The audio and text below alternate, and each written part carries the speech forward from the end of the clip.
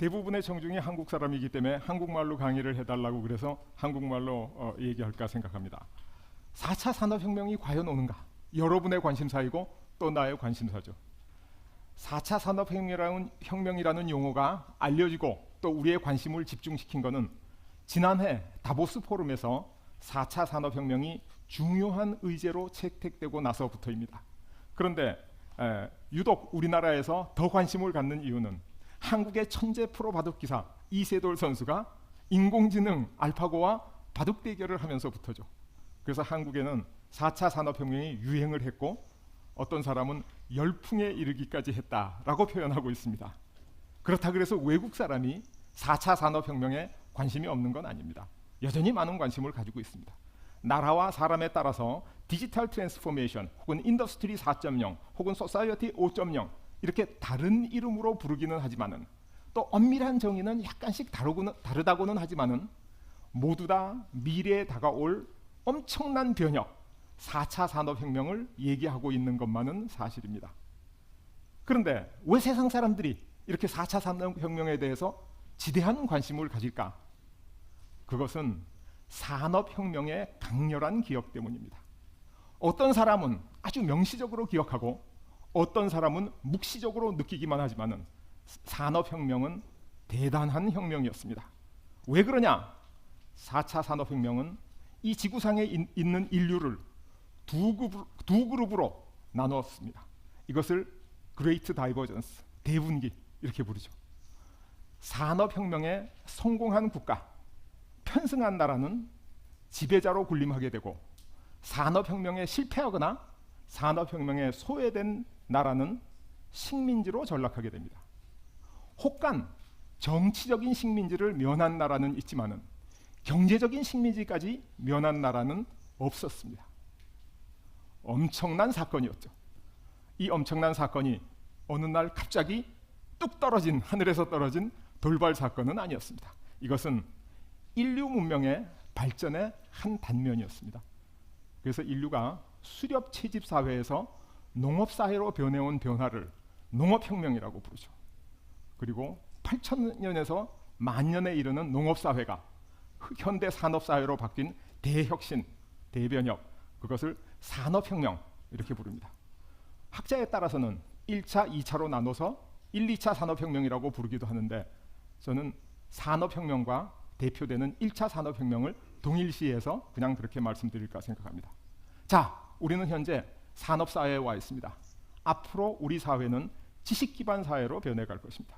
저는 지식기반 산업사회라는 용어를 좋아합니다. 어떤 학자들은 3, 4차 산업혁명 이렇게 나누어서 하는데 저는 이것을 대표하는 4차 산업혁명 혹은 지식혁명 이렇게 부를까 생각합니다.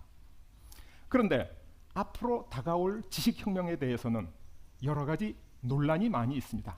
과연 4차 산업혁명이 오는가?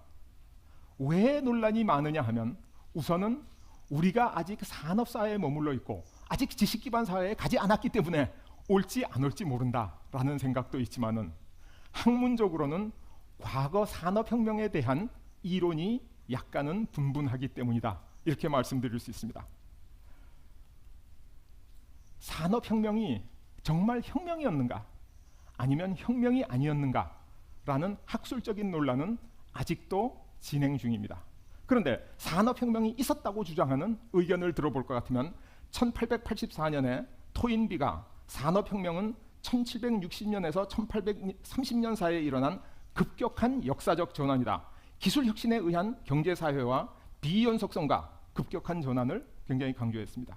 그리고 1925년에 하먼드는 농업문명에서 공업문명으로의 변화 그리고 인류가 하나의 세계에서 다른 세계로 가는 결정적인 변화 이렇게 이야기를 했고 1960년에 그 로스토우는 경제적 힘이 사회를 지배해서 성장이 급격해지고 지속적이고 정상적인 상태로 되는 단계이며 전통적인 농업사회가 공업사회로 이륙하는 단계 이것을 산업혁명이라고 이야기를 했습니다. 이게 산업혁명은 있다라는 긍정론의 학술적인 대표적인 의견입니다. 그럼 여기에 대한 반론을 한번 볼까요? 산업혁명은 없었다 이런 주장이 있습니다. 산업혁명은 혁명이 아니었다. 1926년에 클레펌은 산업혁명은 연속적이고 점진적이고 지역적으로 일어났기 때문에 산업혁명의 존재를 혁명으로 인정할 수 없다라고 부정을 했고, 1958년에 크래프트는 산업혁명 시기의 경제 성장률이나 공업 생산 성장률을 종래 생각했던 것보다 훨씬 낮았을 것이다. 그래서 산업혁명이 있기는 있었는데 혁명적은 아니었다, 이렇게 주장을 했습니다. 그리고 1982년도에 할리 같은 학자들은 소위 신경제사 이론, 클리오메트리카, 그래서 아주 계량적이고 미시적인 방법으로 경제 성장을 측정해 보니까 실제 기대했던 것보다 18세기 말과 19세기 초에 영국의 산업 성장은 현재 이용 가능한 수치가 제시하는 것에 약 3분의 1 정도밖에 안 됐다. 산업혁명이 있었다 하더라도 그렇게 혁명적은 아니었다. 이런 결론에 도달했습니다. 그래서 많은 사람들이 산업혁명은 있기는 있었는데 혁명적은 아니었구나.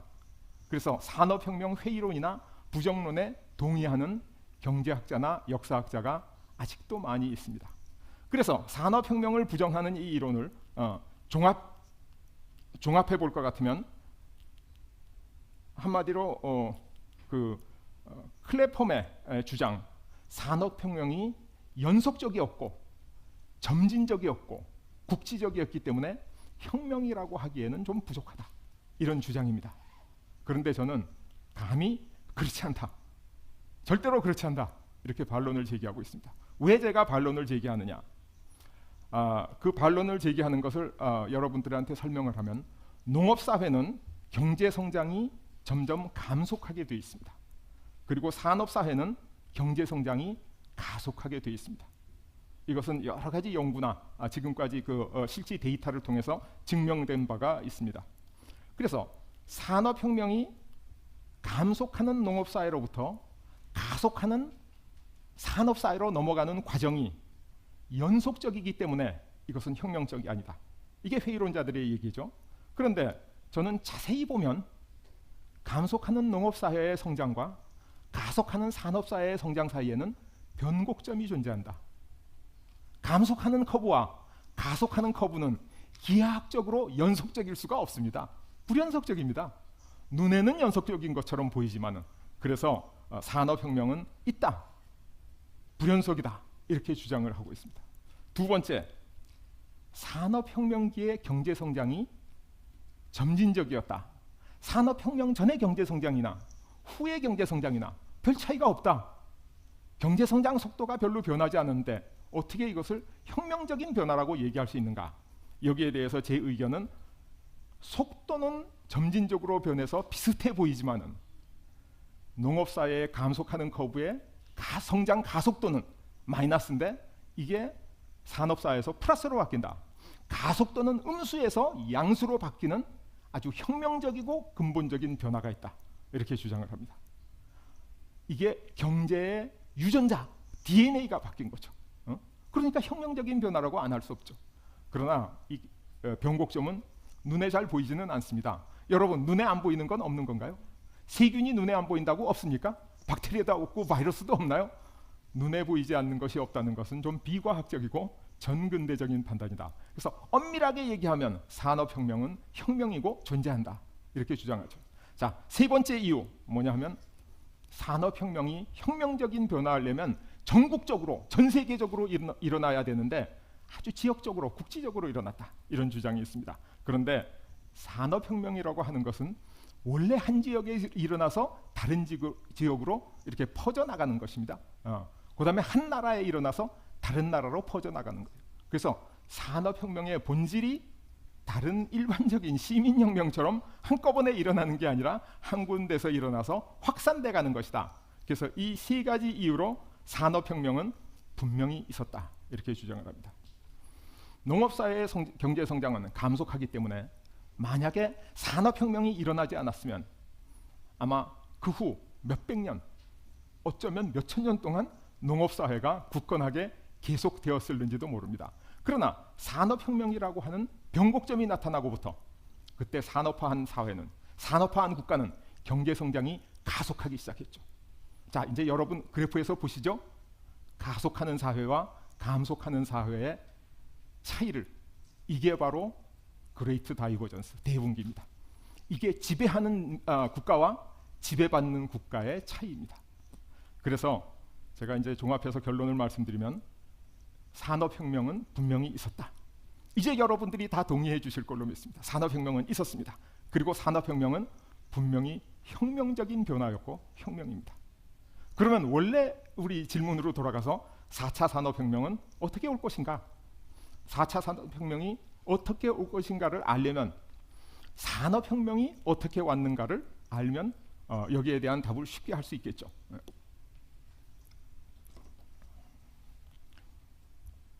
자, 산업혁명은 어떻게 왔는가? 1차 산업혁명이 영국에서 일어났죠.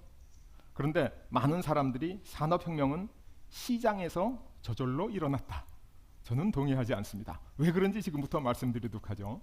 영국은 원래 비가 많이 와서 풀이 잘 자라고 양을 키우기가 좋은 나라였습니다. 그런데 영국은 잘 살 수가 없었어요. 그래서 영국이 양모 수출 금지법을 만들어서 양모로부터 많은 부가가치를 국내에 남기는 모직물 공업국이 되려고 노력해서 저런 법을 만들었죠. 그런데 양모 수출 금지 가지고 부족해서 어떤 법을 만들었냐? 반제품 수출 금지법을 만들었습니다. 실을 뽑아서 수출해도 안 되고 천을 짜서 수출해도 안 되고 완제품을 만들어서 부가가치를 영국 내에 남기고 그리고 외국으로 수출해라. 이게 바로 영국에 실제로 존재했던 법입니다. 그런데 그 후 인도가 영국의 식민지로 편입되면서 갤리코라고 부르는 인도 면직물이 수입되기 시작했어요.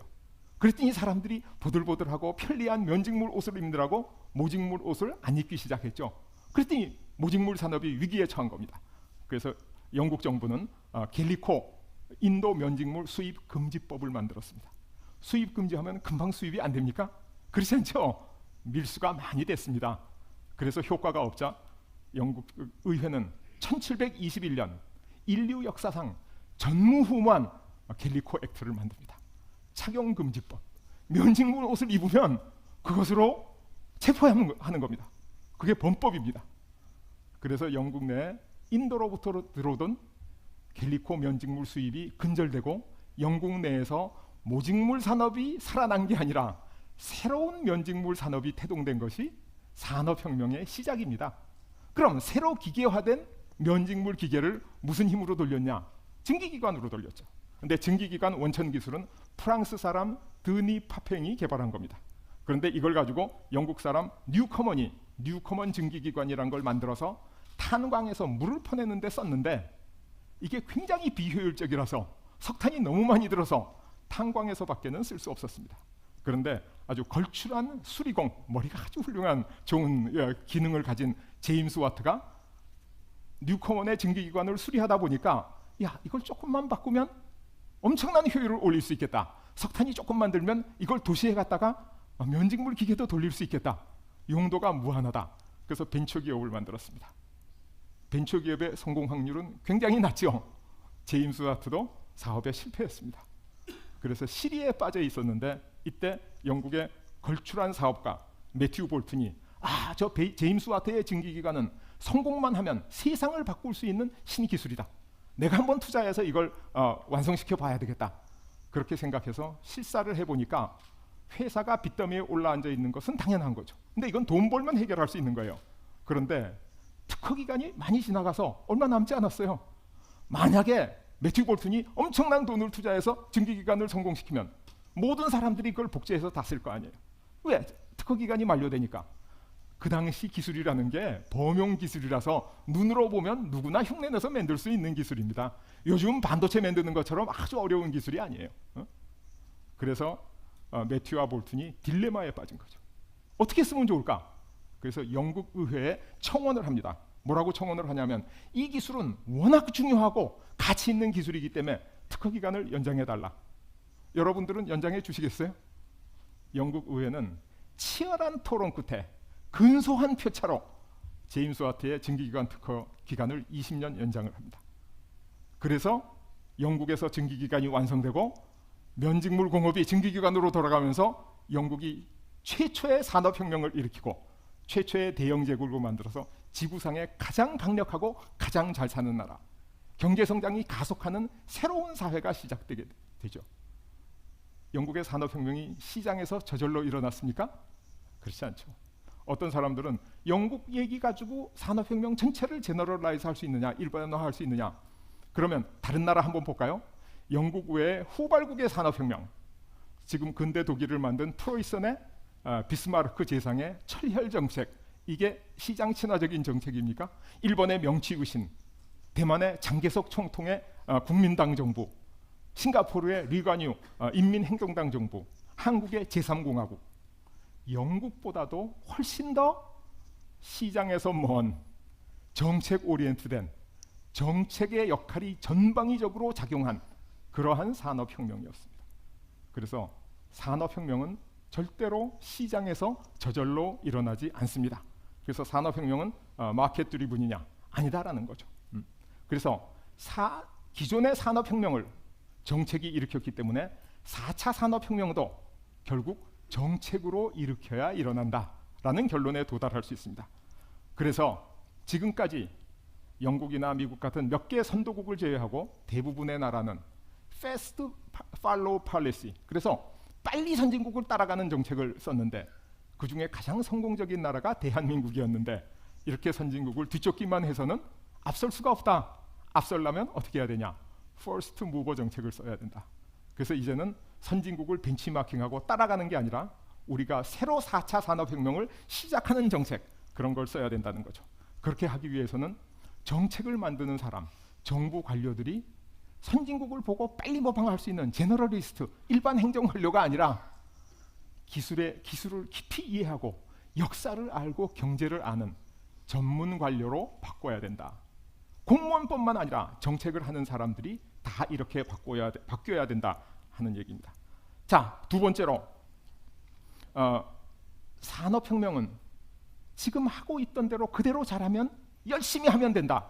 우리 지금 열심히 해봅시다. 연구도 열심히 하고 공부도 열심히 하고 다 열심히 하면 안 됩니다. 왜 안 되냐? 유럽을 이끌던 최초의 선진 강대국, 최초로 해지지 않는 나라의 칭호를 받은 나라 스페인이었죠. 유럽의 중심 국가, 국토가 제일 넓고 인구가 제일 많고 아주 그 농업 생산이 많아서 부강한 프랑스, 이 나라의 엘리트, 젊은 엘리트들은 기사가 됐습니다. 열심히 기사가 됐죠. 그랬더니 스페인과 프랑스는 농업 제국으로 유지됐습니다. 그런데 영국에서는 인클로저 운동이 일어나고 나서 귀족 엘리트들이 대거 상공업 분야에 종사하게 됐습니다. 대거. 그리고 아크라이트라는 사람은 원래 떠돌이 이발사, 아주 미천한 가문의 출신이에요. 근데 이 사람이 아크라이트 방제기를 만들어서 성공하고 나니까 귀족의 자기를 수여하고 주지사로 임명을 했어요. 이때 스페인과 프랑스에서는 귀족이 상공업에 종사하면 귀족의 신분을 몰수해버리던 그러던 시절이었죠. 아주 혁명적인 조치였습니다. 그래서 젊고 유능한 사람이 기사가 된 나라는 농업제국으로 그대로 남고 젊고 유능한 젊은이들이 상공업으로 진출한 나라는 산업혁명이 일어났죠. 그래서 영국이 산업혁명을 일으키면서 유럽의 중심국가, 세계의 중심국가로 발전하게 됐습니다. 여러분 현재 우리나라에 볼 것 같으면 70만 취업 준비생 중에서 30만 명, 37%가 공시족이래요. 공무원 준비를 하고 있대요. 패스트 팔로우 시절에 산업화 초기에는 아주 이 엘리트 공무원들이 우리나라 국가 발전에 기여를 많이 했습니다. 앞으로는 이거 가지고는 안 됩니다. 그리고 공직사회에서 하는 일의 70%가 넘는 일반 행정 사무는 앞으로 10년 이내에 인공지능과 로봇가 가장 쉽게 대체할 직종이다. 대한민국의 젊은이들을 수십만 명을 공무원을 만들어 놓고 10년 후에 다 인공지능하고 로봇으로 바뀌면 앞으로 동사무소, 주민센터 전부 무인화돼 버립니다. 거기 사람이 필요 없게 돼요. 그럼 이 사람들은 뭘 하라는 뜻이죠? 이거는 아주 잘못된 정책입니다. 또 대한민국의 가장 우수한 사람 0.05%에서 2%까지 들어가는 영재들, 이 사람들 요새 뭐 하고 있습니까? 의과대학에 가죠. 의사가 됩니다. 왜? 우리나라의 의사가 수입도 좋고 또 라이센스가 있으니까 실직할 가능성도 없고. 그런데 앞으로 10년 이내에 의료 서비스의 80%가 인공지능하고 로봇으로 대체된다는 겁니다. 이미 암 진단에는 왓슨이 인간을 앞서기 시작했어요. 그럼 대한민국의 영재들을 10년 후에 쓸모없는 사람으로 만들면 이 나라가 어떻게 되겠는가? 4차 산업혁명으로 가겠는가? 못 가겠는가? 여러분 아시겠죠? 우리 과학기술 분야, 또 IT 분야, 우리나라가 배출하는 기술자, 고등학력자 다른 나라에 비해서 아주 적습니다. 우리나라는 인공지능 분야의 박사학위를 1년에 30명 배출하는데 중국은 1년에 2,000명 배출합니다. 우리가 4차 산업혁명에 갈 수 있겠습니까? 성공할 것 같습니까? 이대로는 안 되죠. 이대로는. 지금 우리나라의 형편은 마치 스페인과 프랑스처럼 젊은 사람이 기사가 되고 있기 때문에 이 땅에 산업혁명이 안 일어나는 것과 똑같이 우리나라의 젊고 유능한 인재들이 공무원으로 의사로 이렇게 가고 있기 때문에 이 땅에 산업혁명이 일어날 가능성이 굉장히 낮아졌다는 겁니다. 그래서 지금 하고 있는 대로 열심히 잘하면 4차 산업혁명에 성공하느냐? 절대로 아닙니다. 그래서 4차 산업혁명은 미래의 지도자들이 4차 산업혁명을 잘 이해하고 거기에 잘 대처할 줄 알아야 된다. 두 번째로 지금 젊은이, 세상에 나가는 젊은이들을 공무원이나 의료 서비스 쪽으로 보내지 말고 4차 산업혁명 쪽으로 보내야지 된다. 그리고 이 4차 산업혁명 쪽에 젊은 사람이 가면 젊은 사람들이 그걸 잘할 수 있어요. 그걸 뭐라 그러냐? 플루이드 인텔리전스, 유동지능이라 그래요.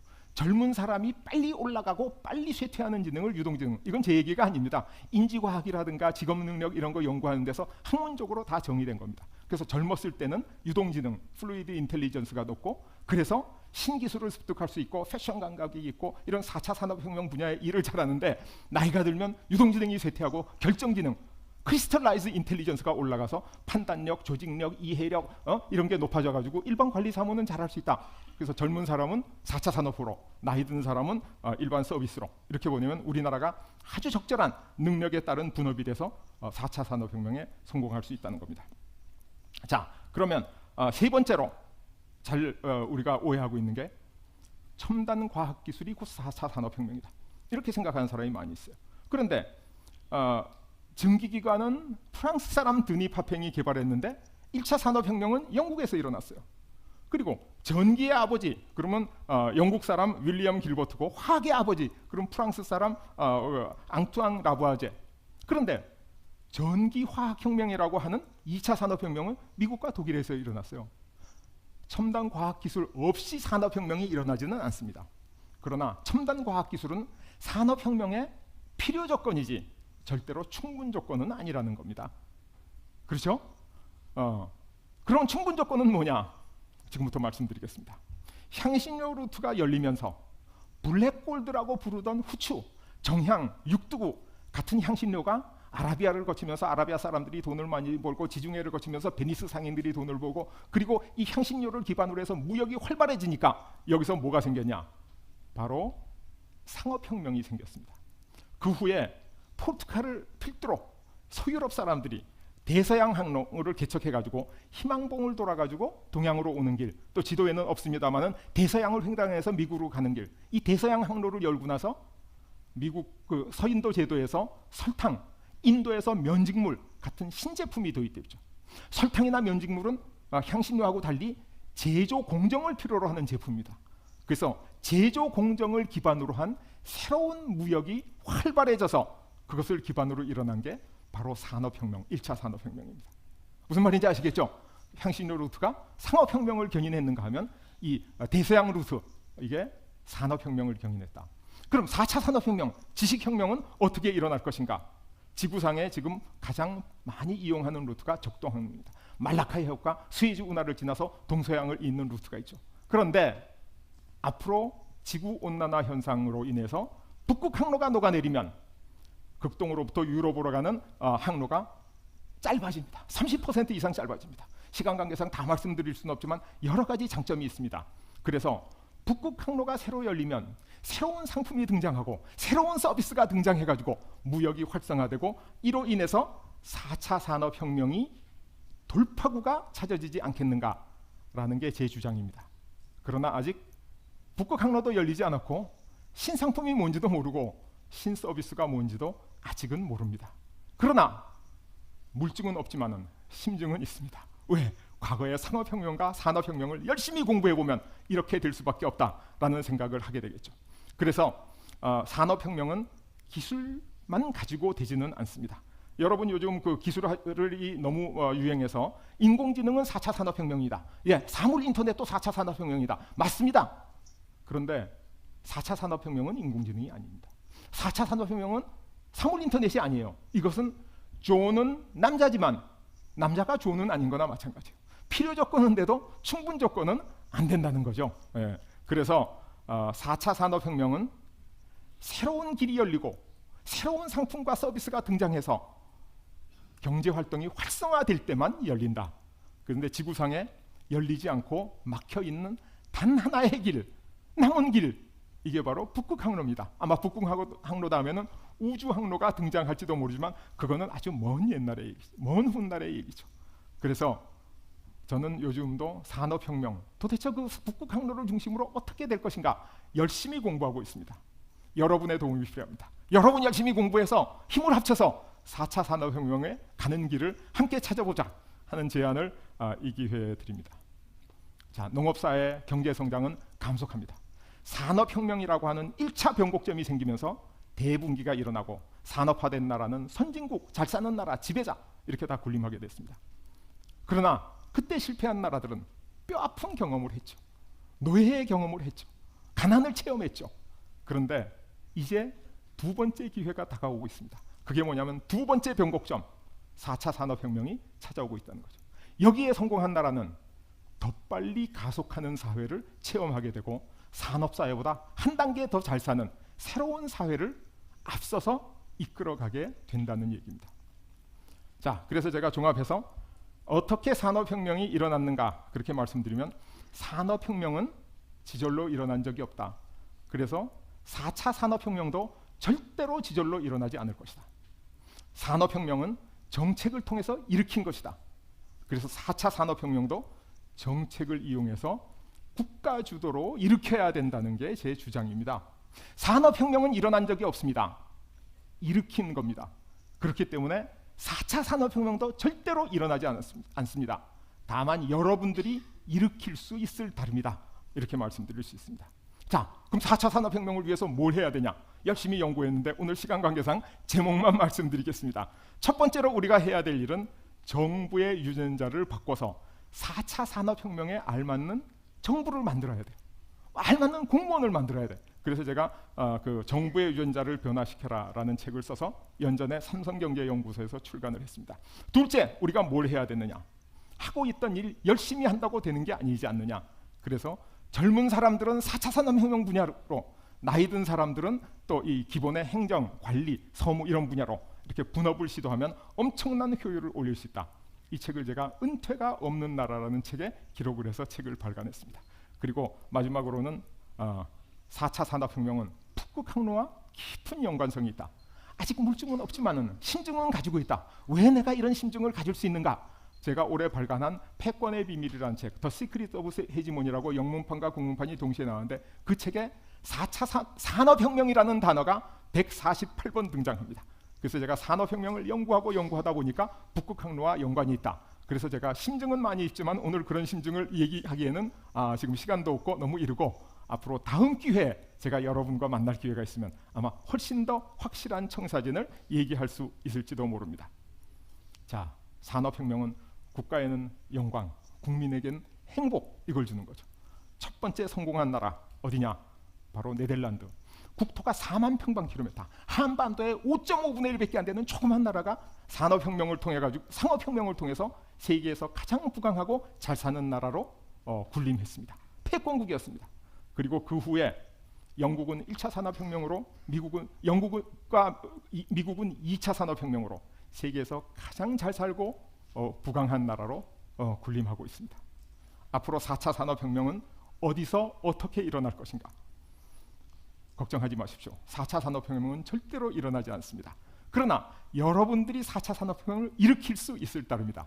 그래서 여러분이 여러분의 조국에서 4차 산업혁명을 일으켜서 국민을 행복하게 하고 세계 평화와 인류 문명 발전에 기여할 수 있기를 기대하면서 오늘 강의를 마치도록 하겠습니다. 경청해 주셔서 대단히 감사합니다.